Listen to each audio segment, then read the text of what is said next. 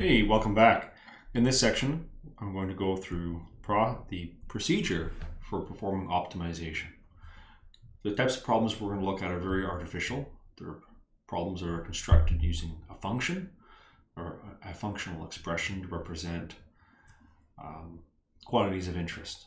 And the optimization process can be extended to situations where you don't have a function, where you have data.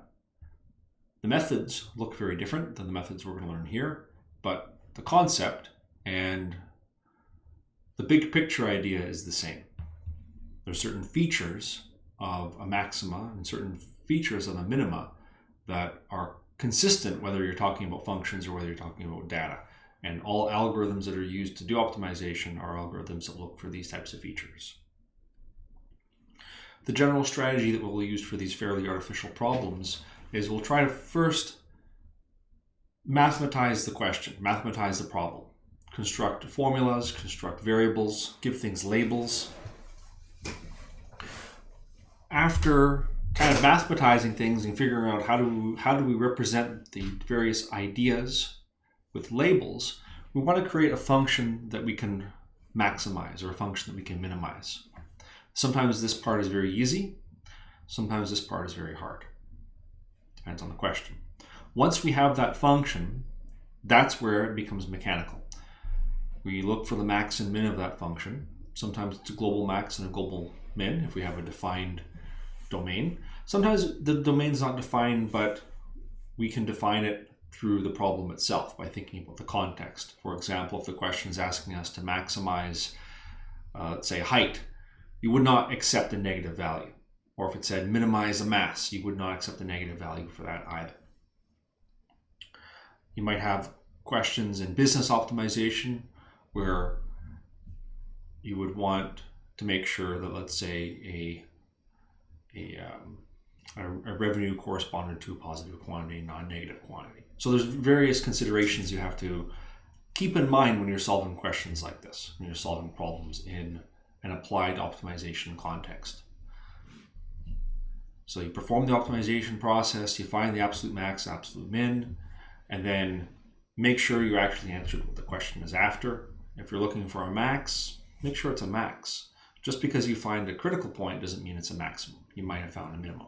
So I'll go through a bunch of examples of this problem-solving process, starting with the classic. This is the one that everyone starts with. Every textbook, I think, uses this as an example, sometimes the first example, or usually the first example. A farmer wants to build a fence, and this fence has 4 sides, so it's a rectangular fence, and the reason is to protect some cows. The farmer has a certain amount of fencing that is available. So in this example, it's 100 meters of fencing. And we want to find the largest area that could be fenced in if all the fencing material is used. So there's different ways that we could approach this. We could approach it using an experiment. And problems are often solved using experiments, using trial and error. So let's do an experiment. Let's say this is the experimental approach.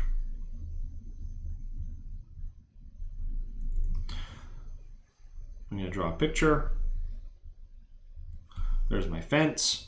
And I'm going to say I have 100 meters of fencing to use. So I have to decide how I'm going to split it up. Now, being a rectangle, it means opposite sides have the same length. So let's say if I use 10 meters here, there has to be 10 meters there. Chances are, if I want to maximize the total area enclosed, I want to use all of the fencing, right? Like, let's say I use 10, 10 there, and I do 20, 20 there. 20, 20. So I got 10 plus 10 plus 20 plus 20. That's 60 meters of fencing. I got 40 meters sitting off on the side I'm not using. That can't be the maximum area. Like there's raw materials, there's resources I'm not using. I've definitely not maximized it. So let's stick with the 10 and 10 on the top. Let's figure out how much we would have on the sides if we keep the 10 top and bottom. So the total is 100. I subtract 10 from the top, subtract 10 from the bottom. I'm left with 80. I need these two sides to be equal, the opposite sides. So it has to be 40 and 40. So that's one approach, like that's one configuration. We've used all 100 meters of fencing. Now the total area area is equal to length times width. So 10 times 40 is 400. And that would be 400 square meters. And the question is, can we beat that? Can we do better? So let's do another experiment. Someone else would say, you know what, I'm not going to do 10, 40, 10. I'm going to do something a little bit different. I'm going to do 20. Oh, I'll draw the box first. Someone else says, oh, I'm going to do 20 on this side and 20 on that side. And then what do I have left? Well, I have 30 left on the other sides. Because 100 minus 20, that's going to be 60. And then that 60 that's left over has to be used equally on the left side and the right side. So 60 divided by 2, 30. And the whole thing adds to 100. What's my area? My area is a little bit better, length times width. I have 20 times 30, 600 square meters. So this one's better. This is an improvement.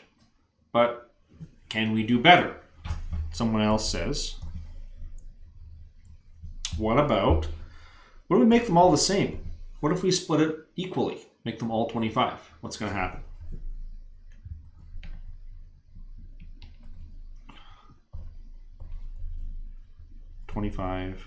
So they're all 25. And the area is equal to length times width equals 25 times 25, which is 625 square meters. And then the question is, can you do better than that? Can you get a larger area than 625 square meters? Maybe 24 by 26. Is that going to work? 24 by 26. So multiply it out and then answer the question. Is that 24 times 26? Is that less than or is it larger than 625? Now notice that you can't do 26 times 25 because that would require more than 100 meters of fencing. Whatever you propose, you have to make sure that you're not proposing more fence than you actually have. Can we do better? That's a very common question in optimization, especially complex optimization questions. You come to a solution through this type of an experimental process, and then the natural question to ask is, well, you know, did I miss the real answer? Did I miss the real maximum? And you'll never know if you've missed the real maximum if you are relying on this type of an experimental approach. So I'm going to show you next the systematic approach. So this is the not experimental approach. Not experimental approach. So I'm going to draw the fence again. And this time, I'm not going to put actual numbers for the sides. I'm going to say that the side going left and right, I'll give it a name. I'll call it X. This side down there has to be X as well. Now I give the other side a name. I'll call it Y, or you can call it L if you want, but I'll call it Y. And the opposite side has to be Y as well. Notice that the total perimeter is equal to 100. We have to use all the fencing. So our total perimeter is Y plus X plus Y plus X is equal to 100. So 2Y plus 2X equals 100. That's our statement that connects the data that we were given about how much fencing we have and the picture that has been drawn. So I'm not doing much different than what's here, except I'm leaving it general. I'm leaving it as X and Y. Now what we want to do is we want to think about what are we trying to maximize. We are trying to maximize the area. We want to maximize the area.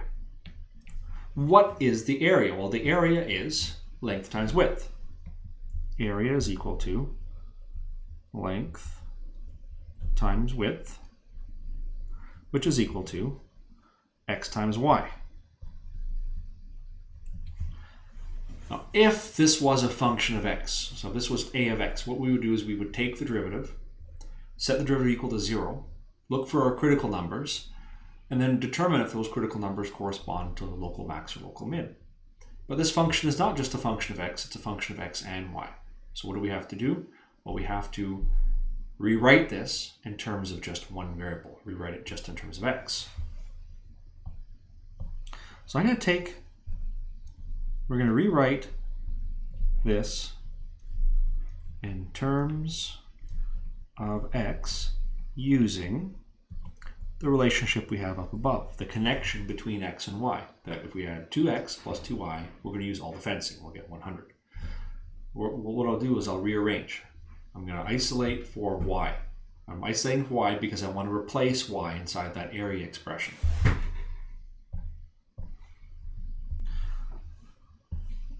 So we have 2x plus 2y is equal to 100. I'm going to subtract 2x from both sides. So 2y is equal to 100 minus 2x. Then I'm going to divide both sides by 2. Y is equal to 100 minus 2x, all divided by 2, which is 100 over 2 minus 2x over 2, using fraction rules. So that means y is equal to 50 minus x. Now I'm going to take this expression and plug it in over here for y. And that's the hard part. We just finished the hard part for a question like this. We took our goal, we expressed our goal in mathematical terms, figured out a mathematical expression that represents the quantity that we're trying to maximize, and then express that formula in terms of a single variable. We can do calculus on it now. Well, let's do one more step. Let's expand out the expression. A is equal to 50x minus x squared. And now we do calculus. Now we do all the stuff that we've been learning how to do in earlier inside this part of the course. Now, do calculus to max the function.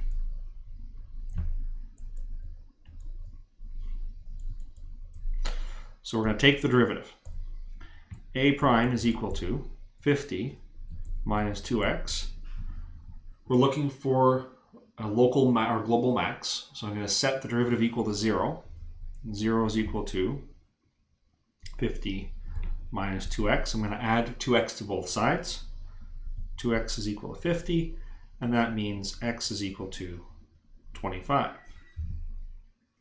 We're not done yet, though. Remember, when we find critical numbers, those critical numbers could correspond to local max or global min. How do we tell which type it is? So there's a few different ways. We could treat this like a global min question or global max question. So we could, in our area formula, plug in using all of the fencing for x. So replace x with 50. That's what it would mean to use everything on the top and everything on the bottom. We can't put 100 up top, because to the top and bottom have to be the same. So if you're splitting it in half, 50-50. But then the sides are 0. That's going to be an area of 0. Or we could use nothing on top. So put 0 on top, 0 on the bottom, and that means we're using 50 on the sides. And what does that do? Well, it also gives us an area of 0. So we check the endpoints, we check the interior, we plug 25 in, and that's our global max. That's one approach. We'd also think about it as a local max min question. But I'm going to say check if max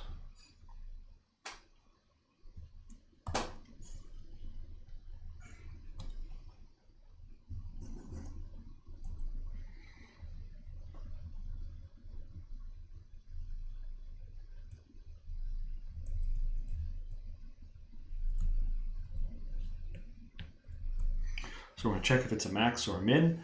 The easiest way to do that is by checking a double prime. A double prime is equal to derivative of 50 is 0, derivative of negative 2x is negative 2. So it's equal to negative 2. That means this function is concave down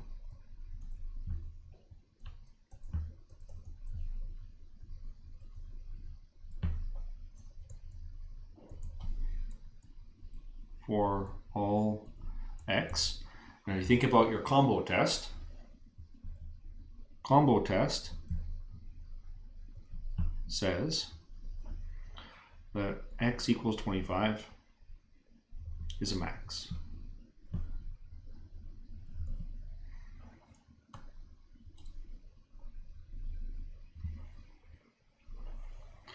So we're good.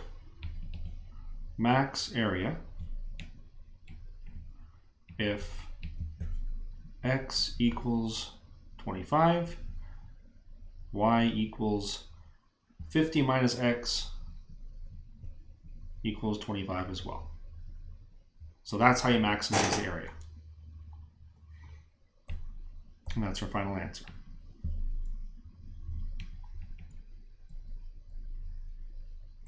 Now, look, there's no question. You don't have to worry that someone could dig up a better answer than that. That, you know, someone's going, well, it's actually 24.87 by something. No. The fact that we went through this mechanical procedure to look for the local max means this is it. There's no better solution. We'll do more examples like this in the next video.